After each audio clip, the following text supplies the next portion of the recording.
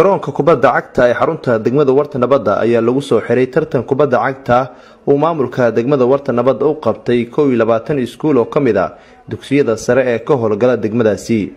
gudoomiyaha gobolka Banaadir ahna duqa magaalada Muqdisho Mudane Cabdiraxmaan Cumar Cismaan injineeriisu ayaa ka qayb galay xiritaanka tartankani oo maamulka degmada Warta Nabadda ku dhiirigelinayay isdhexgalka bulshada iyo sidoo kale dhiirigelinta dhalinyarada Soomaaliyeed.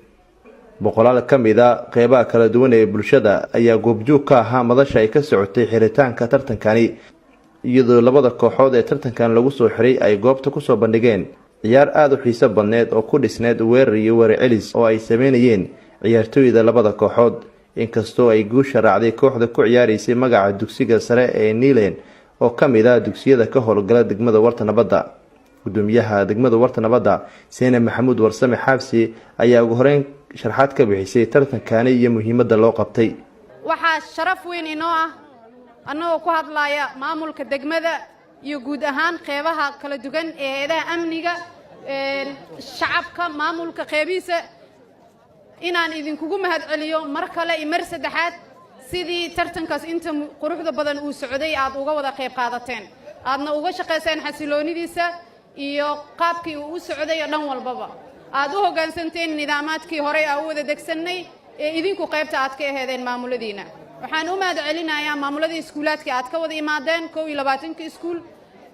gudoomiyaha gobolka Banaadir ahna duqa magaalada Muqdisho Mudane Cabdiraxmaan Cumar Cismaan injineeriisu waxa uu dhankiisa tilmaamay in maamulka gobolka Banaadir ay ka go'an tahay dhiirigelinta dhalinyarada iyo isdhexgalka bulshada iyo sidoo kale in dhalinyarada Soomaaliyeed ee caasimadda ku nool loo abuuro fursado wax ku ool ah si ay uga qayb qaataan horumarada kala duwan ee ka socda magaalada Muqdisho. halkan maanta oo finalka ahaydna labada kooxba waxaan uga mahadcelinaynaa ciyaarta quruxda badan ee aan wada daawanay iyo dhammaan cid alaale cid ka soo qayb gashayna waxaan idin leenahay waa mahadsantihiin. dhalinyarada iyo haweenku mar walba waa dadka u taagan horumarka caasimadda. Warta Nabaddana waa hormuudkii degmooyinka. aad iyo aad baa u mahadsantihiin. waxaa hubaala tartankan ma suurta gasheen haddii aydan dhammaantiin qof walba oo idinkeedii ka mid ah kaalintiisa uusan ka qaadan, ha noqoto ka soo qaybgalkiina, ha noqoto ciyaartooydii tartanka gashay, ha noqoto maamulka iyo abaabulkaba iyo bahda isboortiga dhammaan. waa guul u soo hoyatay ummadda Soomaaliyeed.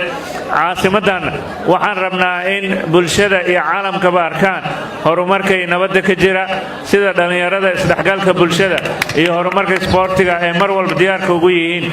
taasna waa mid ku timid wadajir, midnimo iyo inaan u wada jeesanay horumarka dalkeenna iyo caasimadeenna. aad iyo aad u mahadsantihiin dhammaan dhalinyaradii ka qayb qaadateena. waxaan leenahay guuleysta. waxaa muuqata halkan inay ka soo bixi doonaan ciyaartooydii u matali lahayd heer gobol, heer qaran, isla markaana aan rajaynayna inay la tartami doonaan ciyaartooyda adduunka. aad iyo aad u mahadsantiin. Nuur Saciid Taaliil, warbaahinta qaranka Soomaaliyeed, magaalada Muqdisho. wadayna subscribe saartid, riix like, sidoo kale riix gambaleelka digniinta si markaan muuqaal soo gelin aad u noqotid qofka ugu horeeya ee daawada.